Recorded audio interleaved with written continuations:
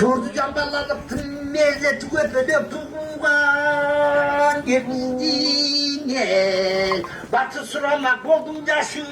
Бүгін 11 октябрда Манас шаарында Манас стелласынын ачылышы болду. Иш-чарага УКМК төрагасы Камчыбек Ташиев, жергиликтүү жетекчилер жана тургундар катышты. Жаңы стелланын бийиктиги 8 метрди түзүп, демөөрчүлөр тарабынан каржыланган.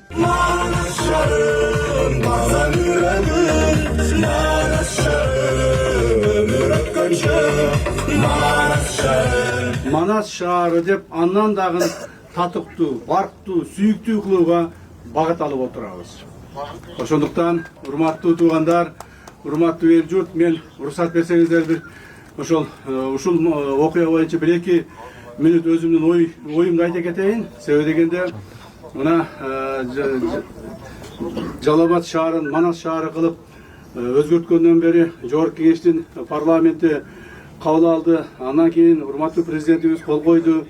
Президентибиздин жарлыгы 27 сентябрь күнү мыйзам күчүнө кирди. Ошондон бери биз мыйзамдуу Манас шаарынын тургундары болуп калдык.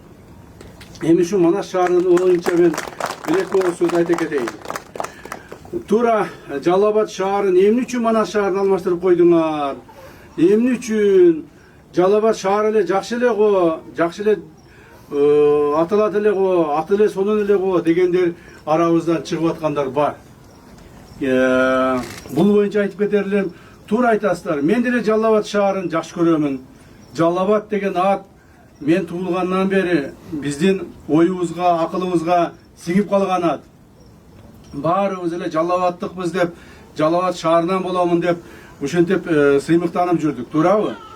Бирок, урматтуу туугандар, биз мунун баарыны мамлекетибиздин эртеңки стратегиялык келечегине багыт алып атыбызды өзгөртүп атабыз. Жалал Абад шаары жаманаттыгынан эмес, Жалал Абад шаары мындай жаман угулатырганан эмес, биз эртең мамлекетибиздин келечеги үчүн, мына азыркы жаштарыбыздын эртеңки мамлекетибизди сактап, коргоп, аналар улантып кете турган балдарыбыздын келечеги үчүн Манас шаары деп өзгөртүп атабыз. Менин деле кайсыл бир деңгээлде мына ачык айтайын, өзүм мындай бир эме болуп атам, толкунданып атам. Бирок ошол эле мезгилде келечеги үчүн, мамлекеттин келечеги үчүн, шаарыбыздын келечеги үчүн, мамлекетибиздин бүтүндүгү үчүн биз ушул кадамга бардык. Демек, Манас шаары буюрса мындан ары бул Жалал Абад дегенде жана айтып өткөндөй, Манас бул ар бир кыргыздын, бир эле Жалал Абадтыктардын эмес, бир эле ушул Жалал Абадтын тегерегинде жашагандардын эмес, бүткүл кыргыздардын, дүйнө кыргыздардын эсинде, акылында, жүрөгүндө Манас деген сөз бар. Мен кыргызмын дегенин ар биринин жүрөгүндө Манас деген сөз бар. Манас бул биздин өткөн тарыхыбыз, улуу тарыхыбыз, кыргыз элинин улуу тарыхы, бүгүнкү күнүбүз жана эртеңки келечегибиз. Манас бул биздин кыргызыбыздын айбаты. Муну туура түшүнбөгөндөр башкача сүйлөп атат. Айтып коеюн. Манас бул кыргыздын айбаты. Манас менен биз кыргыз болгонбуз, кыргыз менен Манас болуп өсөбүз, Кудай кааласа. Кээ-бирлер жанагы не деп коет, наивностьтан айтып атышат. Кээ-бирлер түшүнбөй айтып атышат. Бирок мен силерге айтып коеюн. Урматтуу туугандар, Манас деген атты биз татыктуу алып жүрүшүбүз керек. Демек, мындан ары биз кече күнү, мен азыр бүгүн эле мугалимдер менен жолукканда айттым эле, Жалал Абад шаарынын тарыхын көптөгөн мындай тарыхчылардан сурадык. Тарыхчылар менен баарлаштык, сүйлөштүк. Тарыхын айтып бергилечи Жалал Абад. Эмне үчүн Жалал Абад деп аталып калган? Дегенде ар түрдүү версиялар бар.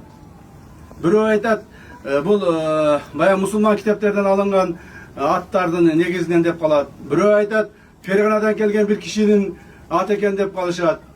Дагы кече болсо бир жомокчу саясатчы айтып атат, ушул жерде дейт, ушул чөлкөмдө бир хан жашаган экен, анын 5 баласы болуптур дейт. Бирөөсүнүн аты Жалал Абад, Турк Абад, Бек Абад, Кампир Абад деп каяктагы жомокторду айтып атат. Ben birinci rет uqtum şunu bardıq. Har kim özünün oyuna kiregen süйлey berет turbayбы. Андай болбош керек. Ошондуктан ал эми Манасты эч ким эч жака бурмалай албайт. Манасты эч ким өзүнө таандык кылып бурула албайт. Жалал Абадты да канча жолу талашып жүрүштү. Талаштырбайбыз. Манас бир гана кыргызга таандык. Ошондуктан Манас деген атты ушул жерге мына сайдык биз дагы. Кудай кааласа. Мындан ары, урматтуу туугандар, Манас шаарыбыз өнүгүп өсүш керек. Манас шаарынын атына татыктуу болушубуз керек. Жанагыдай түшүнбөй, анча-мынчалардын сөзүнө кирип кетип, аркы беркилердин сөзүнө кирип кетип сүйлөгөндөр ойлон кулагын. Кыргыздын тарыхын ойлон кулагын. Кыргыздын келечегин ойлон кулагын. Күйүп турган, жанып турган күндөрүбүздү ойлон кулагын. Ошондо биз баарыбыз акылыбызга кайтып келебиз. Акылыбызга кайтышыбыз керек. Эми мындан ары Кудай буйрса, Жалал Абад шаарынга татыктуу болуу жагын айтайын. Бул, то есть Манас шаарына. Көрдүңөр, мен Манас менен Жалал Абадты аралаштырып айтып атам. Себеби бул дилимде ушу Жалал Абад деп калган. Манас шаарына, Манас атына биз татыктуу болушубуз керек. Дагы бир айтып атышат, мына Манас бул таласка коюлуш керек эле. Манас таластардык деп. Андай эмес туугандар. Манас таластардык деп эмес. Манас кыргыздыкы, бүтүндөй мүлдө кыргыз журтунуку. Так. Мүлдө кыргыз журтунуку Манас. Манас таластыкы дагы, Манас нарындыкы, Манас чүйдүкү, Манас көлдүкү, Манас Ош Баткендики, жана Манас шаардыкы, Жалал Абадтыкы. Ошондуктан Манас мүлдө кыргыз деп туруп мындан атап кетишибиз керек. Эми Манас шаарына татыктуу болойлу. Манас шаарынын атыны бийик кармайлы. Ушу Манас шаарынан жакшынакай элибизге, журтубузга кызмат кылган, элдин журттун туусун бийик көтөргөн, башка элдердин алдында башын бийик көтөргөн уул кыз жигиттерибиз өсүп чыксын. Мына ушул жерде Манас шаары азыр Жалал Абад шаары ушуга чейин облустук деңгээлдеги шаар болуп келди. Муну жакшы билесиздер. Эми Манас шаары Кудай кааласа жакын ортодо республикалык деңгээлдеги шаарга чыгат. Мындан ары мамлекетибизде 3 шаар болот. Бишкек шаары, Ош шаары жана Манас шаары бул республикалык Манидеги, республикалык Манидеги шаар болуп аталат. Мына көрдүңөрбү?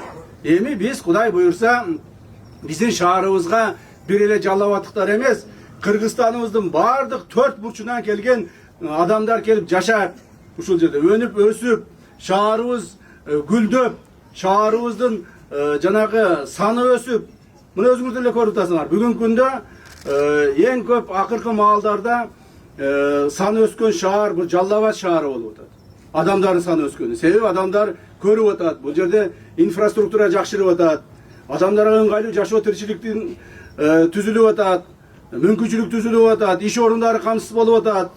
Ошондой маселелер чечиле баштады. Мындан ары алар дагы бир нече эсе көбүрөөк чечилет. Ошондуктан урматтуу туугандар, урматтуу эл журт, мен сиздерди дагы бир жолу ушу Манас шаары менен биздин мамлекетибиздин ушул биз сыймыктанышыбыз керек. Кыргызстан ушунчалык чоң Кыргызстанбыз. 7 облусубуз бар. Кыргыз элибиз бар, кыргыз журтубуз бар. Ошонун арасында Манас деген ат биздин шаарга келип конду. Котуктайм баарыңызды. Урматтуу Камчы Кыдыршаевич, урматтуу аксакалдар, Манас теласын жандырып берүүгө чакырабыз. Кана басыңыздар, аталар.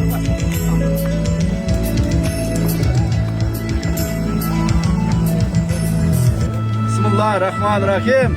Жакшылыктар болсун, элибиздин, журтубуздун ушул чоң бир келечегине боло турган Манас шаарыбыз болсун, Кана, Омин, Аллах акбар.